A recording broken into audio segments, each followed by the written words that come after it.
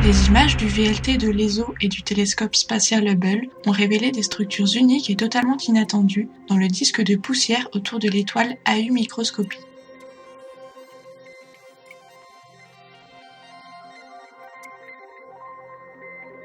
Ces mouvements ondulatoires rapides sont du jamais vu ou même prédits jusqu'ici.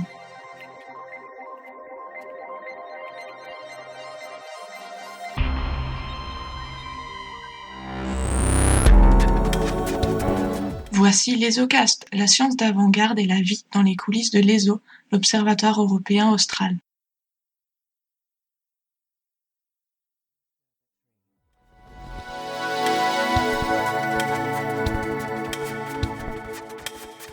AU Microscopie, ou AU-MIC pour faire court, est une jeune étoile proche entourée d'un grand disque de poussière. Les études de ce disque peuvent fournir de précieux indices sur la façon dont les planètes se forment. Les astronomes ont recherché sur le disque de l'AU-MIC tous les signes caractéristiques de grumose ou de déformation pendant des années. Ces signes pourraient donner l'emplacement de plausibles planètes.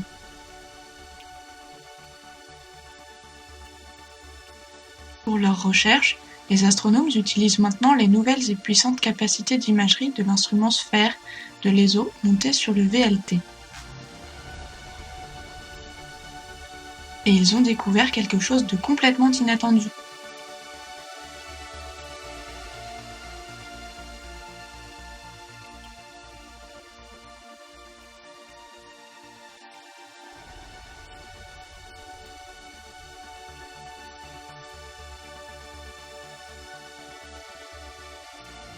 Cinq arches en forme de vagues et à différentes distances de l'étoile sont montrées dans la nouvelle image.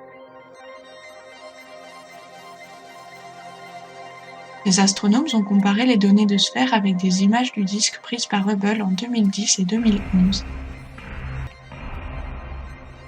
La comparaison des données a montré que ces ondulations se déplacent et se déplacent très rapidement. Au moins 3 des structures ondulatoires évoluent si vite qu'elles s'échappent de l'attraction gravitationnelle de l'étoile. Des vitesses si élevées excluent la possibilité que ces structures résultent de perturbations causées par les planètes dans le disque en orbite autour de l'étoile. Il y a obligatoirement autre chose d'impliqué dans l'accélération de ces ondulations et dans leur vitesse si élevée. Cela signifie qu'elles sont le signe de quelque chose de vraiment inhabituel. Une explication des étranges structures pourrait être des éruptions de l'étoile.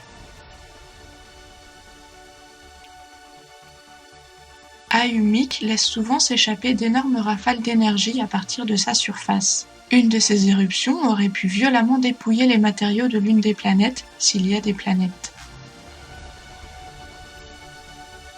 Ces matériaux pourraient maintenant se propager à travers le disque, propulsés par la force de l'éruption.